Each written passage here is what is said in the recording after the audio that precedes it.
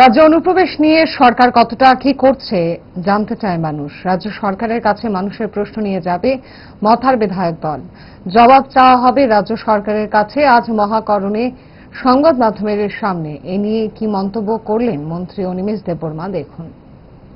প্রথম দিন হবে এবং জনগণের অনেক আশা আকাঙ্ক্ষা থাকে, প্রশ্ন থাকে যে তিপ্রা মথা জনস্বার্থে বিশেষভাবে পিছিয়ে পড়া তিপ্রাসাদের সাথে কি বক্তব্য এই অ্যাসেম্বলিতে ওনারা উত্থাপন করবেন, এটা অনেকের কাছেই প্রশ্ন।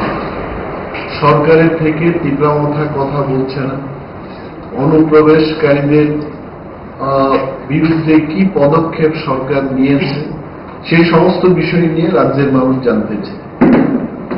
আমরা তিপ্রা মথা লেজিসলেটিভ পার্টি আমরা সিদ্ধান্ত নিয়েছি যে বিধানসভায় চলতি অধিবেশনে আমরা অনুপ্রবেশকারী প্রতিরোধে এবং যারা প্রবেশ করেছে তাদের বিরুদ্ধে সরকার কি পদক্ষেপ গ্রহণ করেছে সেই বিষয় নিয়ে সরকারের থেকে আমরা সরকারের কাছে জানতে চাই।